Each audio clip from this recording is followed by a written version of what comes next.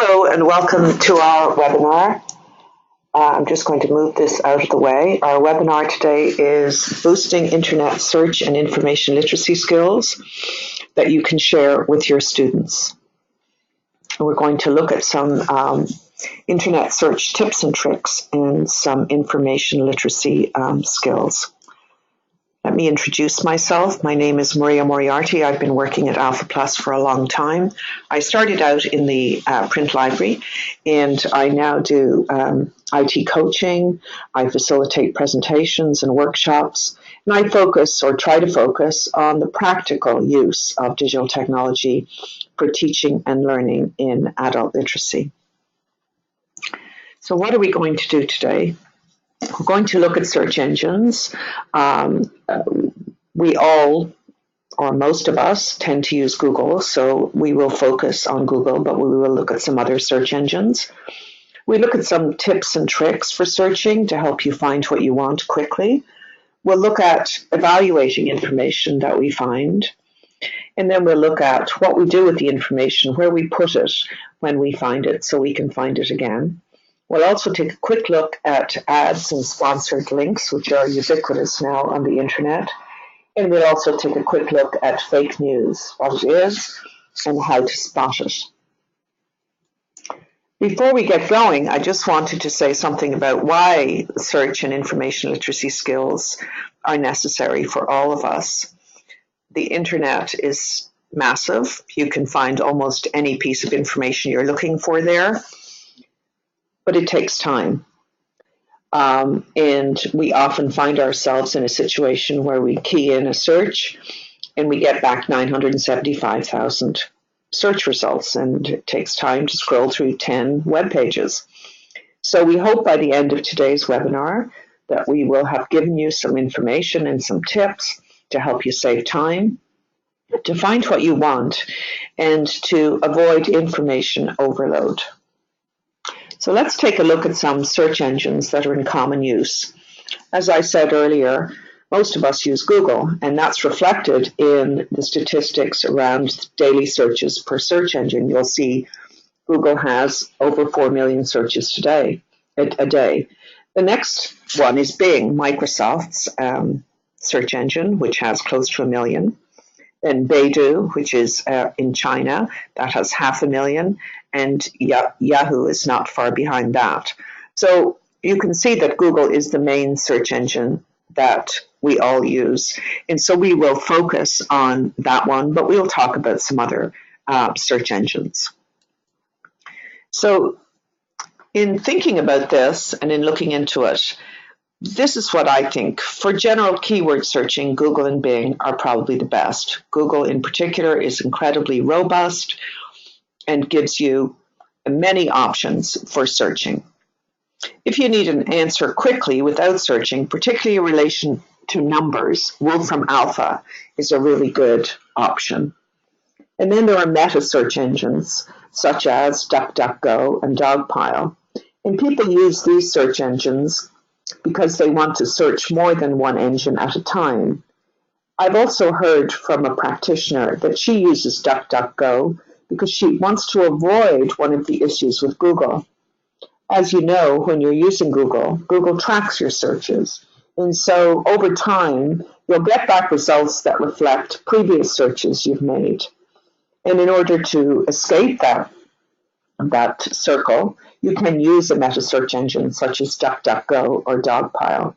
For now, I just want to take a quick look at Wolfram Alpha because it may be one that you're not as familiar with. So I'm just going to minimize this screen for now and go on the internet, and we'll take a look at Wolfram Alpha and what it can do.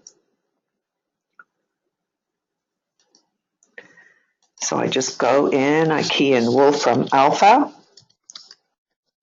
provided I can spell it properly.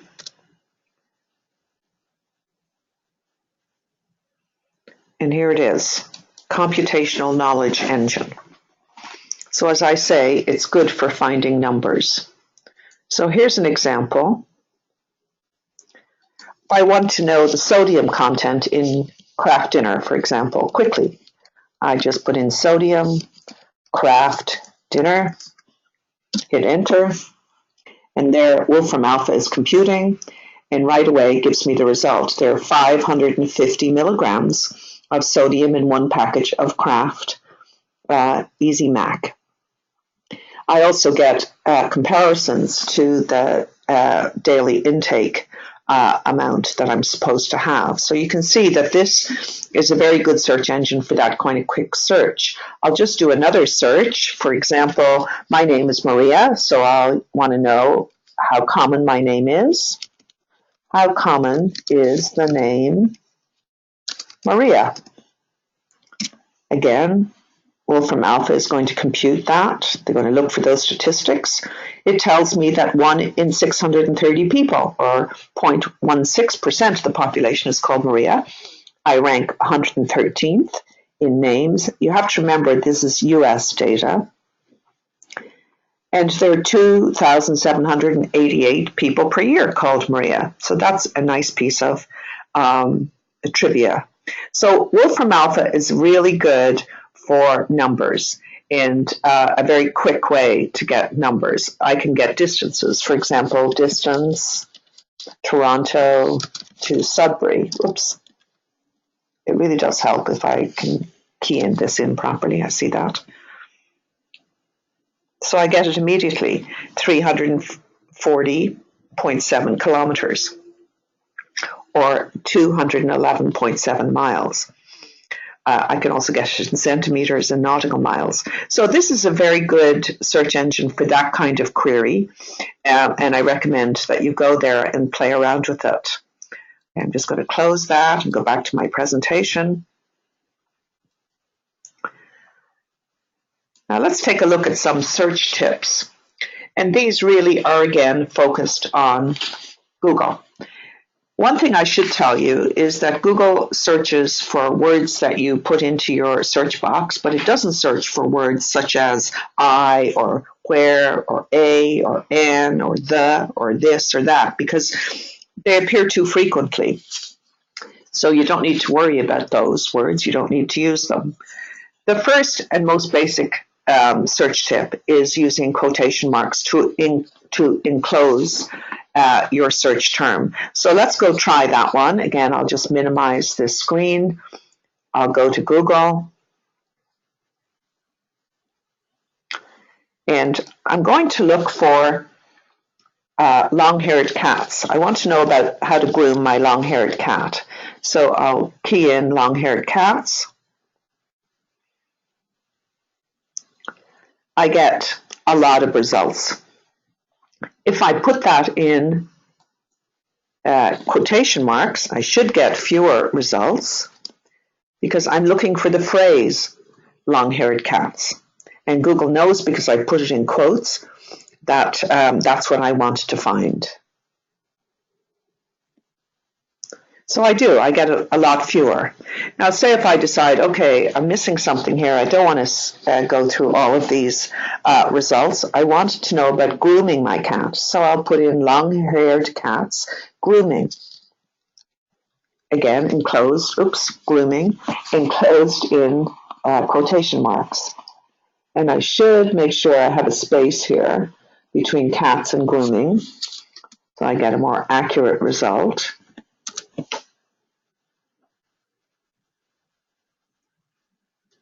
And there, I get the first one, 5 tips for grooming long-haired cats. Grooming guidelines, how to groom a long-haired cat. So you can see the power of quotation marks. It just reduces the number of search results I get and makes it much easier for me to deal with those results when I get them. Okay, I'm just going to go back to my presentation, and we can look at the plus sign and the minus sign. So I'll go back into Google. And I want to use I use the plus sign to be more precise. So, for example, I want to look at music theory, and I want to look at music theory by a particular individual, Schenker. I don't want to look at music theory in general. So I key in music theory, plus Schenker, and that should get me results that only include music theory and Schenker. Google will search every word that is preceded by a plus sign. So that means that my search result should be much narrower. So I'm going to hit enter. There, I get 15 results. I get information about Schenker, who's the person I want to know about. And I get information and good results about his theory of music. So the power of the plus sign should not be underestimated. Now I'm going to move on to the minus sign, and I'm going to see how I can make my search results better by using minus. So I'm going to search for Jaguar. Whoops, I really am a bad typist. Jaguar speed, but I don't want to know about Jaguar cars. I want to know about the animal. So I put minus car. And I get an ad, but I can ignore that. I immediately get a set of results which are about jaguars, the animal, and their speeds. So again, minus before a word, Google will ignore that word. They won't include it in your search result. So that's a good tip for speeding up your search and getting more accurate results. I can also use R or a wildcard. So let's go look at R and a wildcard. Let's go back to Google. A few years ago, much to the amusement of my family, I discovered that Jennifer Lawrence and J-Lo were the same person. But when I do a search on Jennifer Lawrence, I also want to include J-Lo because I want to get everything I can about this person. So I would put in Jennifer Lawrence or J-Lo. And then I get, did I do that properly? Maybe not. Maybe I forgot my space here. Let me try it again. There we go. I get Jennifer Lawrence and J-Lo. So you can use R when you're not sure of a word or you're not sure of a name and you want to cover all your bases. You can just use the R to combine terms, and therefore you get a wider search. Now I want to use a wildcard, and a wildcard acts as a placeholder.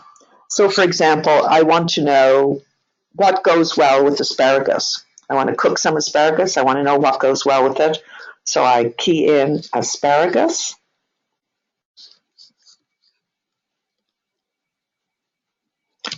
Goes with asparagus. Asparagus goes with is what I meant to key in. Goes with, and then I use an asterisk. And an asterisk is a placeholder. So here's what happens when I search asparagus goes with asterisk.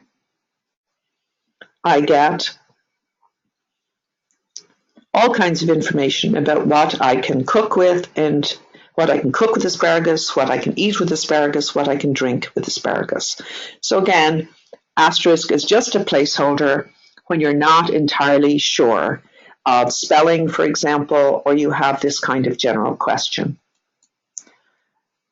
Finally, I want to look at define, which is just a wonderful feature in Google. It's like a dictionary. So I want to define passive voice. What is passive voice? So I go define, colon, and I enter my term, and I get a really good search result telling me what passive voice is. So define is one to definitely take note of. By the way, as we go through this presentation, I will be looking at some links, talking about some links. You don't need to write them down. I'm going to provide those in a handout that I will email to you after the presentation. So we've looked at quotation marks, plus signs, minus signs, R, wildcard, and define. These are all basics that will help to make your search result set sharper and better, and we hope will save you time. Here are some more. For example, if I want to search within a site, I use site colon. So let's take a look at that one. Just give me a moment here. The site I want to investigate is the library at George Brown College. I don't want to get a lot of information about the college. I just want to know about the library. So I want to go into that site, but I want to focus on the library. So I key in site, George Brown Library. Oops.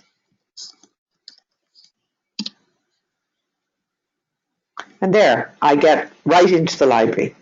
Otherwise, I would have to go to the site, click on library, open it up, etc., etc. So this is a really good one when you want to search within a large site. Use site, I want to look at Control F.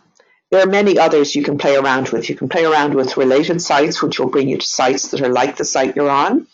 You can use versus, VS, period, for comparisons. But the one I want to focus on is Control F, to find a word on a page. So I'll go back, and I'll go into George Brown College. And I'll go Control F on my keyboard. And I'll just key in books. And it will show me exactly where they mention books on that site. I can also key in lending.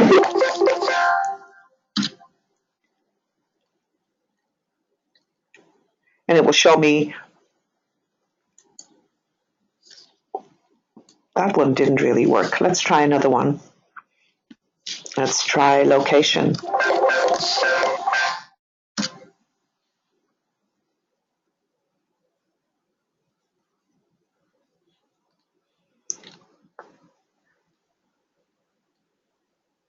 So here I'm getting not such great results, but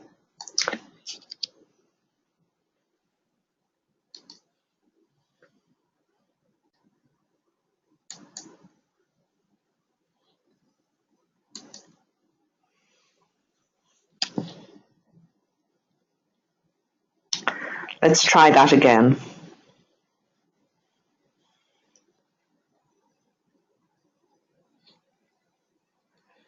I'm going to go to Alpha Plus, our site, and try that Control F again. Alpha Plus, .ca. I'll go Control F. I want to look at everything Alpha Plus has to say about literacy. Key in literacy, click enter, and here I get highlighted the word literacy on the site. So you can use this to find a particular word on a page. And again, it should save you time. I'm on the home page here. So it's giving me everything that's on the home page related to literacy. Again, I think Control F is a useful one to play around with. If I want to look at text on a page, I use in-text, I-N-T-E-X-T, and colon. So let's try that one. I'll just open up Google again. I want to find iPad apps that would be helpful to me in teaching adult numeracy. So I go iPad apps in text, with a space, of course. And it does turn out that spaces are important. Adult numeracy.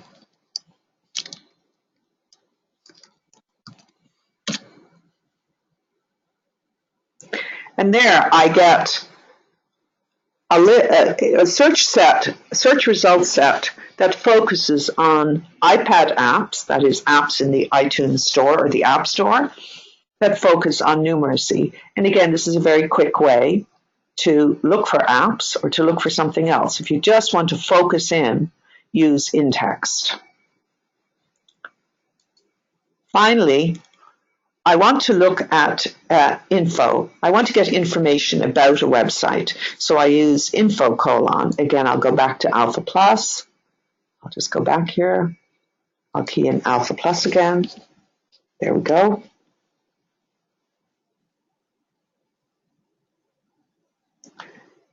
And I'll key in, I'll go to Google, and I'll key in info colon alphaplus.ca. and it brings me right to information about Alpha Plus. Again, it's a good way to zero in on something on a large website to save you time. If I want contact information, if I want to know about this organization, it comes up right at the top of the search results set. So again, it's just a quick way to save you time. One of the things I want to focus on, which is slightly off topic, is Google Scholar. I don't know if you use this, but I certainly think it's worth checking out. It really is a large search engine of scholarly literature. You can explore works, citations, authors, publications, and if you yourself are an author, you can look at who's citing your publications, etc. If you want to follow a particular line of research or learning, Google Scholar is a really good place to go. You can set up alerts that come right into your mailbox for particular topics. So you can follow recent research, recent academic work that's happening in your field. So I would advise you to check out Google Scholar. These are just a few basic tips and tricks. If you really want to, as I say here, get a Google makeover or deepen your learning in Google, there are many resources online. Google itself has a really good set of support pages, and there are lots of people who have published tricks and tips. The power searching with Google course is worth exploring. It is time consuming, but you do learn a great deal about how to use Google effectively. And finally, Search Better tutorial on GCF Learn Free is an excellent resource to be used in your classrooms and for ourselves, because there's great introductory material there and very easy to use and understand and very practical examples. You can, of course, create your own custom search engine in Google. You know, when you're on a page sometimes and you're searching and you will see that the search is enabled by Google, it will say Google Custom Search. It's literally a 4-step process to make your own Google custom search engine. And you can use it to help students practice using a search engine, help students to find information quickly. And you can choose the sites you want students to use. I'm not going to go into a great deal of detail about how to create your own search engine. It's quite simple. As I say, it's literally 4 steps. But I have included, and these will be in the handout, links to sites that tell you how to do it. And I think it's well worthwhile to explore it as another tool that you can use in your classroom with students to help them develop their own search skills and to help them find information quickly. I want to move on to information literacy, which I think is a pretty critical part of the whole internet search skills piece. Information literacy is literally knowing when you need information, why you need it, where to find it, and critically how to evaluate it and use it, and how to share that information or communicate it ethically, i.e. citing authors, making sure that you cite your source, making sure that you respect copyright, etc., etc. There are a few ways that you can set about doing this with students. One of the ones that I like best is something called RADCAB. That's the acronym. It really asks you to look at relevancy. Is this information what I really want? Is it suitable for me and my own values? How much information do I need? If I get a site, is it good enough for me? Is it adequate? Is it too much? When was that information published? Or when was it last updated? That is to say, is it the latest I can find? And who provided this information? Who are they? How are they qualified to provide this information? And why was this information published? Was it written to help me to learn, to inform me, to persuade me, to entertain me, or to sell me something? And you'll see a little later that in the internet environment, it's pretty critical to be able to answer those questions. The other one that I use from time to time is called RADAR. Rationale: why is this information being published? Authority: who published it? How are they qualified? When was it created, or when was it last updated? How accurate is it? Can I find it elsewhere? And how relevant is it to the question that I'm trying to answer? So these are just quick and fairly simple ways to evaluate websites once they show up in our search result set. And an excellent one is from Kathy Schrock, and it's her 5 W's. When you're on a website and you want to be sure that it's appropriate and it's giving you the information that you actually want, you just ask yourself 5 questions. Who, what, when, where, why? Who created or posted or published this information? What are they saying, and how are they qualified to say it? When was it published? That is to say, is it current? Where is it from?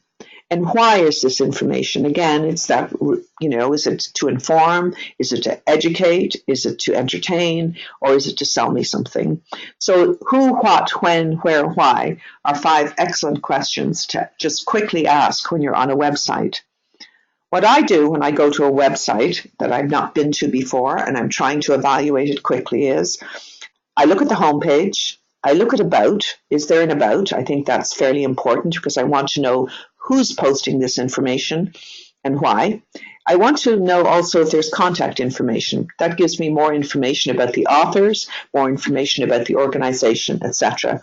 And then I want to look at what the latest copyright date is or when this site was updated so I can tell if it's current. So you just look at home, about, contact, and the date. And you have a lot of information that will help you to evaluate that website. I just want to move quickly on to advertising on the internet. More and more, the internet is a marketplace. We're being advertised to, we're being persuaded by. There are 2 kinds of ads on the internet, quite apart from the banner ads that you often see on the top of the page. There's something called native ads. And these are paid, this is paid content, but it's so designed that it really fits with the page content. So that often as a viewer, you can't really tell that it's an ad. It simply feels right that it's there. It's cohesive. So we have to be aware, we have to look for the signals of what an ad is. There's also sponsored content, and that sometimes is presented as a news article or a video, so you don't really realize at first that what you're looking at is essentially an ad. Just want to do a little quick look at something here. If you can spot the ad, there are 4 items on this page. How can you spot the ad? Well, let me show you. This is the ad. It's here's why you should stop Googling names. It's got a picture beside it. It looks like an article. It looks like the other articles, except right here at the bottom in grayed out is sponsored. So I know it's sponsored. I know it's an ad, but you can see how difficult it is to see it. So it's always a good idea to just take a quick look before you click on the headline to see if this is a sponsored content, an ad. Maybe you don't want to look at it, maybe you do, but at least you should know. And here's another set. I can see here high performance Dell laptops. I can see this is an ad. It actually says ad in a small green box, and you'll often see that when you get a set of search results. So that's another key, another thing to just glance at quickly. And again, I have here onto the right-hand side, shop for laptops on Google, and this is the sponsored. These are sponsored, so I can tell that these are ads. So this is not foolproof, but I think it's a good idea to always look for this little green box. If it's there, you know it's an ad, or look for the word sponsored. That way, you know what you're looking at is advertising on the internet, and maybe that's not what you want. Finally, I want to look at fake news, our favorite. No, not really, but we've heard a lot about it. The New York Times defines it as false articles deliberately fabricated to deceive readers. We've also heard the word clickbait, and clickbait is designed to attract attention and to encourage you to click on a link to a particular web page. There's another definition of fake news. It's fabricated content designed to fool readers. So we have to look out for that. And again, as with native advertising, it's often indistinguishable from genuine, authentic content. So how can we spot fake news? Well, we can use our tried and trusted who, what, when, where, and why.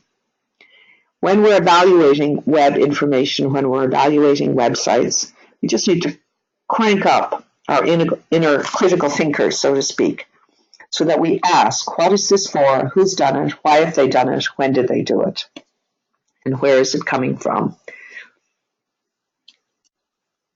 Now, when we've done all that, and we have our great set of websites, or we have a terrific website, where do we put it so we can find it again? There are a few utilities you can use, and again, these links will be included in the handout, so you don't need to write down any URLs. We use Diigo at Alpha Plus to bookmark and tag and annotate and share websites on our web index. It's a very good utility. We also use Evernote to save websites, to annotate them, to organize them, and to share them with each other and with the programs we're working with. We can share websites, we can share documents, photos, videos, etc. If you find a great site but you don't have time to investigate it at this moment, there are a couple of utilities that I use that I find really helpful. The first is Pocket. You can get it as a Chrome extension. It's also available as an app on iOS and Android. And you can save articles and other content to read or view later. And this can be very, very useful. The one I'm using most often right now is Google Keep. Again, I can save websites to read or view later. It's very easy to use. I just get the Chrome extension and I'm good to go. When I come on a great website, don't have time to read it properly now, I just click on my Keep icon, it saves it for me so I can go back when I do have time and investigate it properly. So that's our very quick boosting internet search skills and information literacy skills. Hope you found the webinar useful.